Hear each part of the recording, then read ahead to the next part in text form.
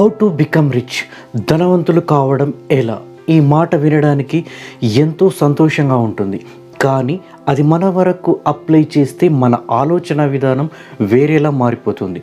కేవలం బిజినెస్ చేసేవాళ్ళు, లక్షల్లో సాలరీ ఉన్నవాళ్ళు, అలాగే తాతలు తండ్రులు సంపాదించి పెట్టిన ఆస్తిపాస్తులు ఉన్నవాళ్ళే భవిష్యత్తులో ఇంకా పెద్ద ధనవంతులు అవుతారు. అది నిజమే. కానీ ఒక మామూలు వ్యక్తి, నెలసరి ఉద్యోగి, అలాగే చిన్న చిన్న వ్యాపారాలు చేసేవారు ధనవంతులు కావడం అనేది అదృష్టంగా, దైవ నిర్ణయంగా ఆలోచిస్తారు.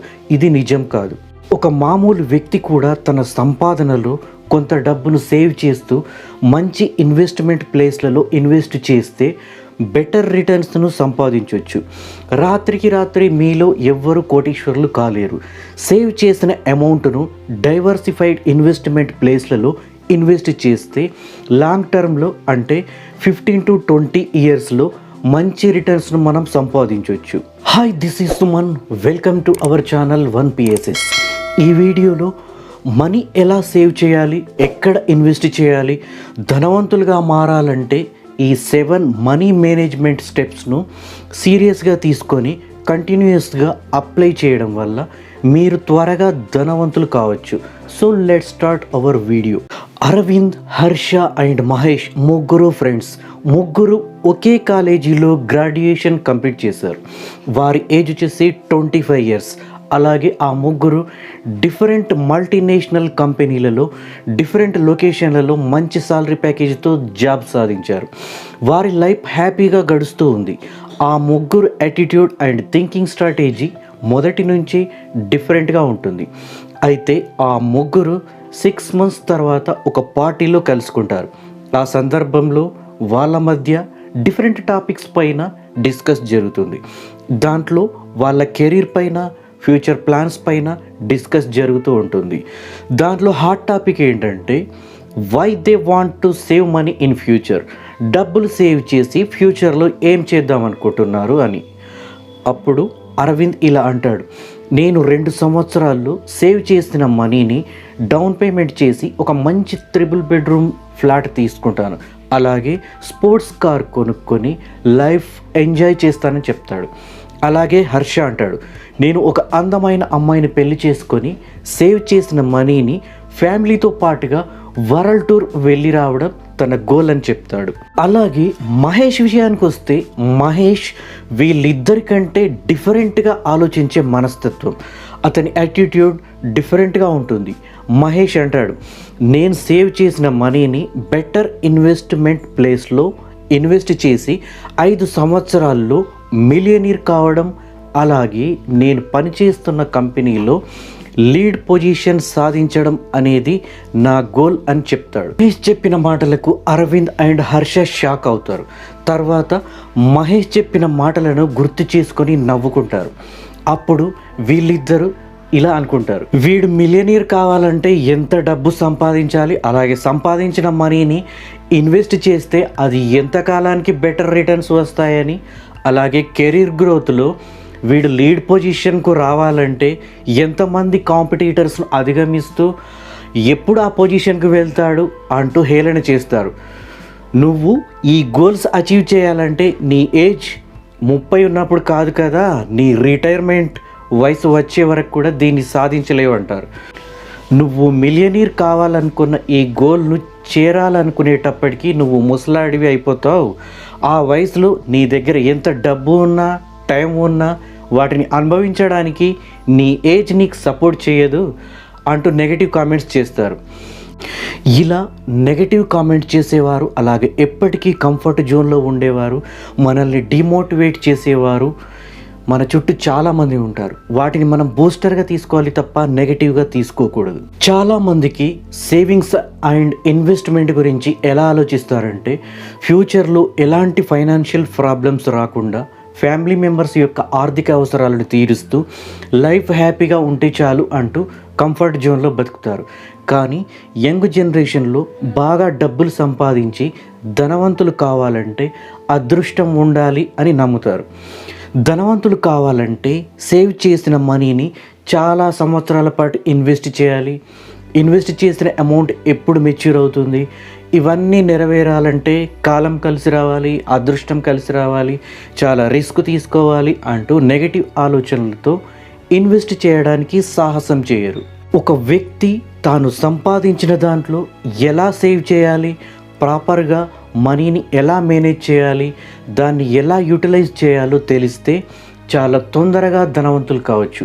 కానీ చాలామంది మనీని సేవ్ చేస్తారు, కానీ సేవ్ చేసిన మనీని ప్రాపర్గా ఎలా ఇన్వెస్ట్ చేయాలో తెలియదు. బ్యాంకులో ఫిక్స్డ్ డిపాజిట్ చేయడం, ఆర్డీ చేయడం, చిట్ ఫండ్స్లో ఇన్వెస్ట్ చేయడం లాంటివి చేస్తూ ఉంటారు. అలా కాకుండా ఇంకా బెటర్ ఇన్వెస్ట్మెంట్ ఆప్షన్స్ చాలా ఉన్నాయి. వాటిలో ఇన్వెస్ట్ చేయడం ద్వారా బెటర్ రిటర్న్స్ వస్తాయని తెలిసి కూడా రిస్క్ చేయకుండా కంఫర్ట్ జోన్లో ఉంటారు. మీరు ధనవంతులు కావాలన్న కోరిక నెరవేరాలంటే ఈ 7 స్టెప్స్ పాటిస్తే మీరు త్వరగా ధనవంతులు కావచ్చు. స్టెప్ నెంబర్ 1, జీవితంలో మీరు ఎలాగైనా ధనవంతులు కావాలన్న డ్రీమ్ నెరవేరాలంటే ముందు మీరు యాక్షన్ ప్లాన్ రెడీ చేసుకొని ఆ గోల్ను అచీవ్ చేయడానికి ఎంత టైం పడుతుందో ప్లాన్ చేసుకోవాలి. అంటే మన ఫ్యామిలీ ఇన్కమ్ ఎంత, వాటిలో నీడ్స్, వాంట్స్కు ఖర్చు చేయగా మిగిలిన అమౌంట్ను సేవ్ చేసిన మనీని బెటర్ ఇన్వెస్ట్మెంట్ ప్లేస్లో ఇన్వెస్ట్ చేస్తూ ఉండడం వల్ల మంచి ఫైనాన్షియల్ డిసిప్లిన్ ఏర్పడుతుంది. ఇలా మనీని ఫాలో కావడం వల్ల time to time me investment కంటిన్యూస్గా ఇంక్రీజ్ అవుతుంది. For example, me present monthly salary 20,000 అయితే 2 సంవత్సరాల్లో మీ ఓవరాల్ ఇన్కమ్ అనేది 2 లక్షలకు ఇంక్రీజ్ అయ్యేలా బెటర్ ఇన్వెస్ట్మెంట్ ప్లేస్లో ఇన్వెస్ట్ చేయడం అనేది మీ కమిట్మెంట్కు, అలాగే మీ డిసిప్లిన్, మనీ మేనేజ్మెంట్పై అది డిపెండ్ అయి ఉంటుంది. Step number 2, show up instead of show off. Present young జనరేషన్లో చాలామంది తాము సంపాదించే సాలరీని షో అప్ చేస్తూ ఉంటారు. ఎక్స్పెన్సివ్ గాడ్జెట్స్ కొనడం, కాస్ట్లీ మొబైల్స్ కొనడం, వాటిని ఫ్రీక్వెంట్గా మారుస్తూ ఉండడం, ఎవ్రీ వీకెండ్స్లో షాపింగ్ చేస్తూ కాస్ట్లీ అండ్ బ్రాండెడ్ క్లాత్స్ను కానీ, షూస్ను కానీ, వాచెస్ను కానీ పర్చేజ్ చేయడం లాంటివి చేస్తూ మనీని విచ్చలవిడిగా ఖర్చు చేస్తూ ఉంటారు. ఇలాంటి హ్యాబిట్ ఉంటే ఎప్పటికీ మీ ఫైనాన్షియల్ డ్రీమ్ను రీచ్ కాలేరు. ఎందుకంటే ఇలాంటి ఐటమ్స్ పర్చేజ్ చేయడం వల్ల మీరు 10 మందిలో షో అప్ చేసుకునే కోరిక నెరవేరుతుంది, కానీ మీ మనీని అన్నెసెసరీ థింగ్స్ పైన వేస్ట్ చేయడం జరుగుతూ ఉంటుంది. దీనివల్ల మీకు మనీ జనరేట్ చేయడం ఆగిపోతుంది. దానివల్ల మీకు ఎలాంటి ప్రాఫిట్ ఉండదు. అలా కాకుండా మీ మనీని హై రిటర్న్స్ ఇచ్చే ఇన్వెస్ట్మెంట్ ప్లేస్లో ఇన్వెస్ట్ చేయడం వల్ల మీకు వెల్త్ క్రియేట్ జరుగుతుంది. అలాగే ఇలా జనరేట్ అయిన మనీ ద్వారా ఫ్యూచర్లో మీ యొక్క పెద్ద పెద్ద ఫైనాన్షియల్ నీడ్స్ను ఫుల్ఫిల్ చేసుకోవచ్చు. ఆ తర్వాత మీ ఫైనాన్షియల్ విషెస్ను కూడా రీచ్ అవుతూ మీ ఓవరాల్ ఇన్కమ్ను కూడా ఇంక్రీజ్ చేసుకోవచ్చు. Step number 3, save to invest, not just to save. చాలామంది హార్డ్ వర్క్ చేస్తూ ఖర్చులు తగ్గించుకుంటూ రూపాయి కూడబెడుతూ ఉంటారు, కానీ వాటిని ఎలా ఇన్వెస్ట్ చేయాలో వాళ్ళకు తెలియదు. అలాగే కొంతమందికి తెలిసినా కూడా రిస్క్ తీసుకోరు, ఉన్నదాంతో తృప్తి పడదాం అనుకుంటారు. అలాంటి వారు ఫిక్స్డ్ డిపాజిట్స్, ఆర్డీ, చిట్ ఫండ్స్లలో ఇన్వెస్ట్ చేస్తూ ఉంటారు. వీటిలో మనీ జనరేట్ అవుతుంది, కానీ చాలా కాలం పడుతుంది, అలాగే చాలా తక్కువ రిటర్న్స్ వస్తాయి. అలా కాకుండా ధనవంతులు కావాలన్న మీ గోల్ అచీవ్ కావాలంటే దాని గురించి మీరు చాలా ఇన్వెస్ట్మెంట్ స్కిల్స్ నేర్చుకోవాలి, చాలా నాలెడ్జ్ గెయిన్ చేయాలి. స్టాక్ మార్కెట్ పైన, మ్యూచువల్ ఫండ్స్ పైన, రియల్ ఎస్టేట్ పైన, డిజిటల్ గోల్డ్స్ పైన, పీపీఎఫ్లో, ఎన్పిఎస్లో, ఇలా చాలా డిఫరెంట్ టైప్స్ ఆఫ్ ఇన్వెస్ట్మెంట్ టూల్స్లలో డైవర్సిఫైడ్ పోర్ట్ఫోలియోతో ఇన్వెస్ట్ చేయడం ద్వారా ఫైనాన్షియల్ గోల్స్ను మీరు ఫుల్ఫిల్ చేసుకోవచ్చు. ఇలాంటి ఇన్వెస్ట్మెంట్ ప్లేస్లలో ఇన్వెస్ట్ చేయడం వల్ల లాంగ్ టర్మ్లో హ్యూజ్ వెల్త్ జనరేట్ చేయడం జరుగుతుంది. కంపౌండింగ్ ఇంట్రెస్ట్ లేదా చక్రవడ్డీ మన ఇన్వెస్ట్మెంట్ మనీని 10 రెట్లు పెంచుతుంది. ఈ కంపౌండింగ్ ఇంట్రెస్ట్ అనేది మిడిల్ క్లాస్ పీపుల్ను మిలియనీర్గా మారుస్తుంది. ఆల్బర్ట్ ఐన్స్టీన్ కంపౌండింగ్ ఇంట్రెస్ట్ను 8th వండర్ ఆఫ్ వరల్డ్గా చెప్పాడు. అలాగే ప్రపంచంలోనే టాప్ బిలియనీర్ అయిన వారన్ బఫెట్ కూడా ఇలా చెప్పాడు, నా వెల్త్ క్రియేషన్ ఇంతలా జనరేట్ కావడానికి కంపౌండింగ్ ఇంట్రెస్ట్ అని చెప్పాడు.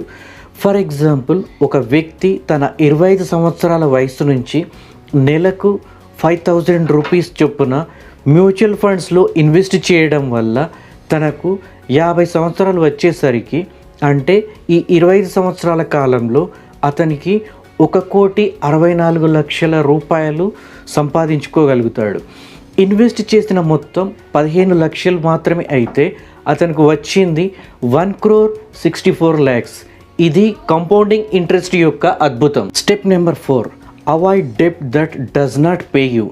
అప్పులు చేయడం అవాయిడ్ చేయండి. అప్పులు చేయడం అనేది మన ఆర్థిక పతనానికి ఫస్ట్ స్టెప్. అప్పుల వల్ల మానసికంగా డిస్టర్బ్ అవుతాం. ఇది మన కెరీర్ అండ్ ఫైనాన్షియల్ గ్రోత్కు బార్కేడ్ అవుతుంది. ఫర్ ఎగ్జాంపుల్, మీకు ఇప్పటికీ బైక్ ఉన్నట్లయితే ఇంకా స్పోర్ట్స్ బైక్ కోసం ఆరాటపడడం, అలాగే బడ్జెట్ కారుకు బదులు ఫుల్లీ ఆటోమేటెడ్ ఫీచర్స్ ఉన్న కారు కొనాలనుకోవడం, అలాగే సొంత ఇల్లు కొనాలనుకుంటే డౌన్ పేమెంట్ కోసం కూడా అప్పు చేయడం, అలాగే బ్యాంకు ఈఎంఐ, ఇలా మొత్తం కలిసి మరిన్ని అప్పుల పాలు అవుతాయి. సో ధనవంతులు కావాలన్న మీ గోల్కు అప్పులు అనేవి ప్రతిబంధకాలు. So avoid debt that does not pay you. Step number 5, making money while you sleep. Active income అంటే మనం ఏదైనా ఫుల్ టైం జాబ్ కానీ పార్ట్ టైం జాబ్ కానీ చేస్తూ మన టైంని మన పెర్ఫార్మెన్స్ ద్వారా సర్వీస్ చేస్తూ ఉంటాం. దానికి ప్రతిఫలంగా మనకు సాలరీ, బోనస్, కమిషన్, టిప్స్ ఇలా మనం పొందుతూ ఉంటాం. సెల్ఫ్ ఎంప్లాయ్మెంట్ అయినా సరే వాటిలో మనం సర్వీస్ చేయడం ద్వారా పొందే ఇన్కమ్ ఏదైతే ఉంటుందో దాన్ని యాక్టివ్ ఇన్కమ్ అంటారు.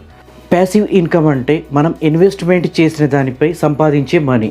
స్టాక్స్ పైన వచ్చే డివిడెండ్స్ కానీ, మన ప్రాపర్టీ పైన వచ్చే రెంటల్స్ కానీ, ఆన్లైన్లో ఈబుక్స్ సెల్ చేయడం, అఫిలియేట్ మార్కెటింగ్, నెట్వర్క్ మార్కెటింగ్, అలాగే డిజిటల్ ఫైల్స్ను సేల్ చేయడం, కొత్త యాప్స్ను క్రియేట్ చేయడం, ఏదైనా వెహికల్స్ను కానీ మెషిన్స్ను కానీ రెంట్కి ఇవ్వడం, అలాగే బ్లాగ్స్ రాయడం, యూట్యూబ్ ఛానల్లో వీడియోస్ అప్లోడ్ చేయడం ద్వారా మనీ ఎర్న్ చేయడం, ఆన్లైన్ కోర్స్ కండక్ట్ చేయడం, ఆన్లైన్లో డిజైన్స్ సేల్ చేయడం, ఇలాంటివి ప్యాసివ్ ఇన్కంలోనికి వస్తాయి. ప్యాసివ్ ఇన్కమ్ ద్వారా తక్కువ టైంలో ఎక్కువ ఇన్కమ్ను మనం సంపాదించవచ్చు. ఈ ప్యాసివ్ ఇన్కమ్ మనకు ఫైనాన్షియల్ స్టెబిలిటీని, అలాగే ఫైనాన్షియల్ సెక్యూరిటీని, అలాగే ఫైనాన్షియల్ ఫ్రీడమ్ను అందిస్తాయి. ప్యాసివ్ ఇన్కమ్ అనేది మనం నిద్రపోతూ కూడా సంపాదించవచ్చు. దీంట్లో ఆటోమేటిక్గా మనీ వస్తూనే ఉంటుంది. Step number 6, poor make no sense. Bill Gates చెప్పినట్లుగా, if you are born poor it is not your fault, but if you are die poor then it is your fault. పేదవాడిగా పుట్టడం నీ తప్పు కాదు, కానీ పేదవాడిగానే చనిపోవడం మాత్రం ఖచ్చితంగా అది నీ తప్పే.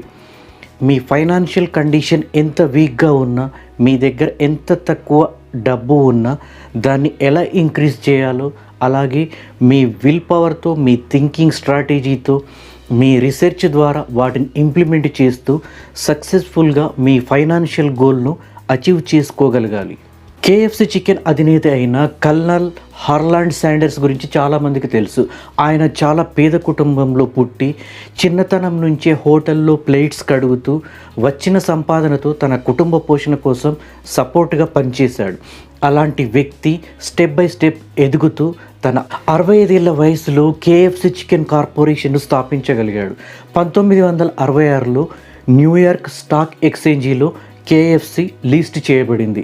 $285 మిలియన్ టర్నోవర్తో వరల్డ్ వైడ్గా 3500 ఫ్రాంచైజీస్ను, అలాగే రెస్టారెంట్స్ను ఆపరేట్ చేసే స్థాయికి ఎదగగలిగాడు శాండర్స్. ఇలా చాలామంది అత్యంత పేదరికం నుంచి బిలియనీర్స్గా ఎదిగిన వ్యక్తుల జీవితాలను చూస్తే మనం వారి నుంచి నేర్చుకునేది వాళ్ళ will power, dedication, commitment, financial discipline, continuous learning, continuous improvement and investment. So పేదరికం అనేది ఒక వ్యక్తి ఎదుగుదలకు అడ్డంకి కానే కాదు. స్టెప్ నెంబర్ 7, shoot for 10 millions not 1 million. మీ ఆలోచన విధానం ఎలా ఉంటుందో మీ రిజల్ట్స్ కూడా అలానే ఉంటాయి. ఫర్ ఎగ్జాంపుల్, ఒక స్టూడెంట్ ఎగ్జామ్లో పాస్ అయితే చాలా అనుకుని చదివితే కేవలం పాస్ మార్కులతో పాస్ అవ్వగలడు.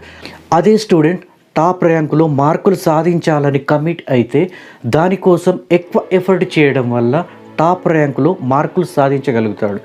అలాగే మీరు బిలియనీర్ కావాలని డిసైడ్ అయితే మీరు మిలియనీర్ కావడం చాలా ఈజీ. అలాగే మీరు మిలియనీర్ కావాలని డిసైడ్ అయితే మీరు ఎప్పటికీ ధనవంతులు కాలేరు. So if you decide that you want to become a billionaire, then you will become millionaire easily. But if you decide that you only want to become a millionaire, then you will never become rich. So keep your dreams and goals big and do more smart work according to that. If you want to become rich early, and practice this all 7 tips regularly and try to apply in your life if you want to become rich easily. Always remember one thing: no one can become rich quickly. It takes time and proper procedure to become rich forever. All the best for your bright future. This is Suman. See you soon.